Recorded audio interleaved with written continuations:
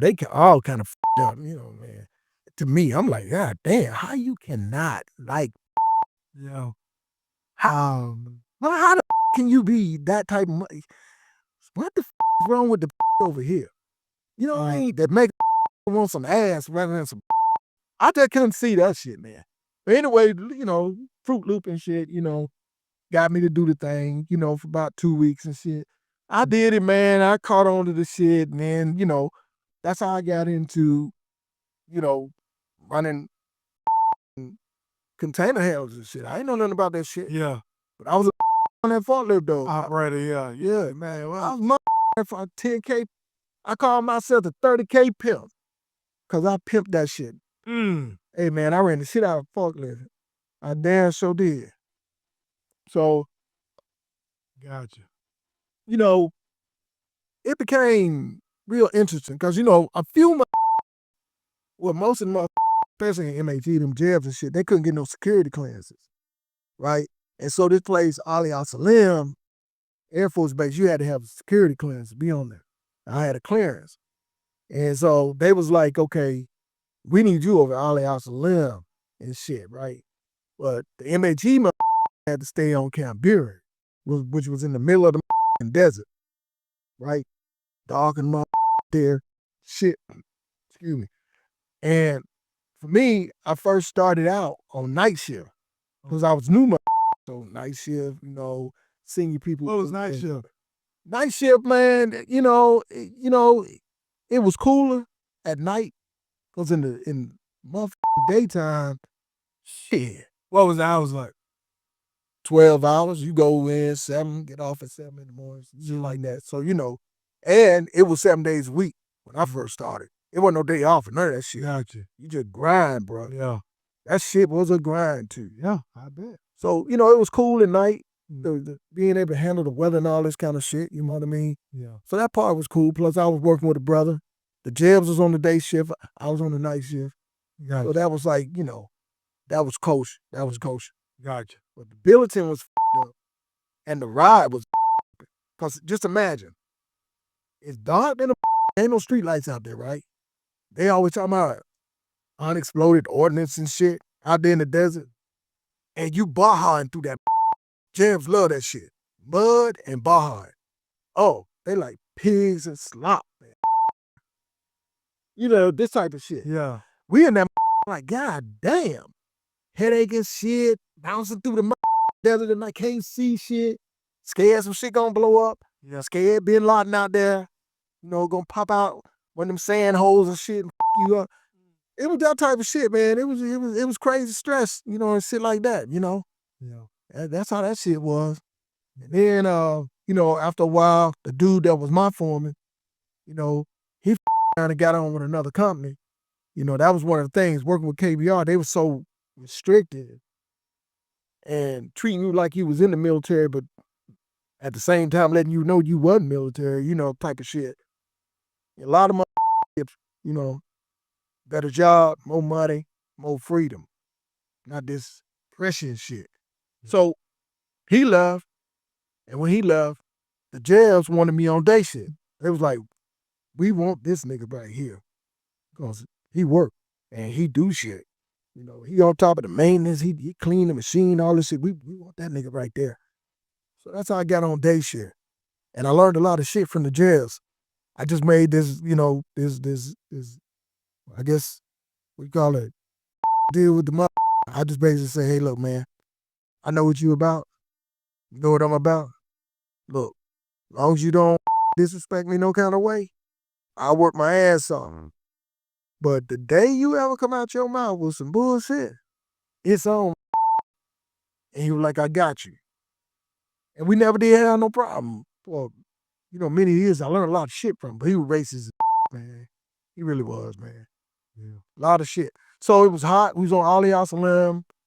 You know, that's where, you know, I started getting my feet wet so far as really, really running equipment. Because they had a array of shit. They had all these different kind of forklifts. Everything from a 6K to basically the 40-ton T-Rex. Right. So you learn all this shit, and I learned every piece of equipment. It was certain that didn't do nothing but run a 10K. That's all they did. remember I said earlier in the military, how, my job was this, but I wanted to know what that mother doing above me so that I could be that dude. I wanted to know more. So, I learned all of this equipment. Then I became the man. So on Ali Salim, the military loving me. They give me all kind of, certificates, awards and shit for outstanding work. Yeah. Built that way. You know what I'm saying? Only thing that me was my hard through that damn desert and no. Now it was like this shit right here. After about 3 months, man, your nuts, they swell up on your ass. You be like, man, shit. You know what I'm saying? I ain't the shampoo man. You know what I mean? These niggas get in the shower and shampoo and shit, be in there working and shit. I'm not that nigga. Yeah. No, I want the real shit. What good shit? I got you.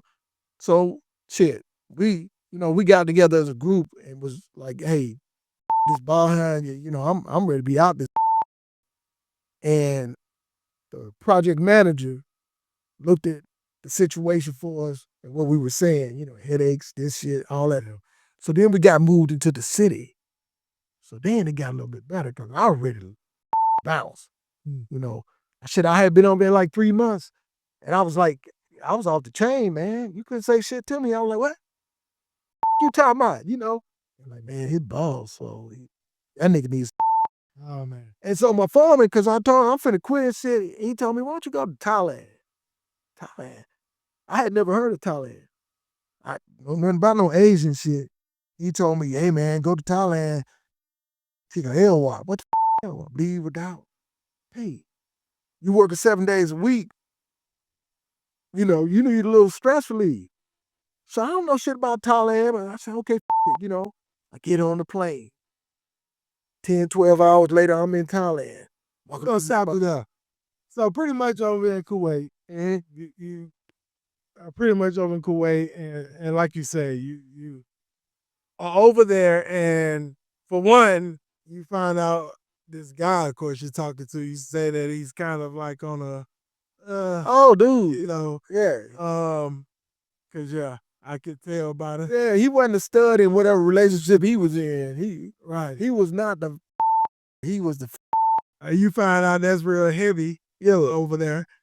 And then, he's as well attempting to get you to learn how to work this different type of machinery or equipment. I don't know shit about that you're not really educated on because you're used to being a forklift operator. Right. But you go on to learn it. Yeah. And become real great at it. And pretty much working 7 days a week, working around the clock in terms of from evening to the next day. Yeah.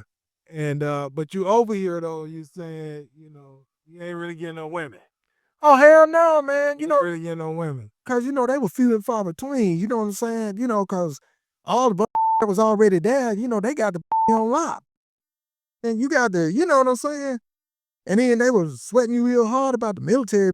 You can't get your chicken and pasta, Yeah. that type of shit. Chicken and pasta mean they gonna fire your ass. You're gonna be on the plane, chicken and pasta. Yeah. If you them, So now what you supposed to do? Tie your shit in a knot? Hey there, this is Gerald Bass, G Bass. With the Rise of 1% podcast, just wrapped up a phenomenal episode of the Rise of 1% podcast. And listen, here, everyone has a story. And I know you have a story. And then you have a story and you want to share your story. You want to share your journey. You want to share things that you currently got going on right now. Get your message out to the masses of people. Definitely love to have you here on the Rise of the 1% podcast. Being you would love to be one of our guests or one of our next guests on the Rise of the 1% podcast, definitely email us at support@riseofthe1%.com. Again, email us at support@riseofthe1%.com. Just leave your information. Tell us a little bit about yourself, a little bit about your story, a little bit about your journey, what you have going on. And we definitely love to have a conversation about you being a guest on our upcoming episodes of the Rise of the 1% podcast. But that said, this is G Bass with the Rise of the 1%. Have a phenomenal one on purpose.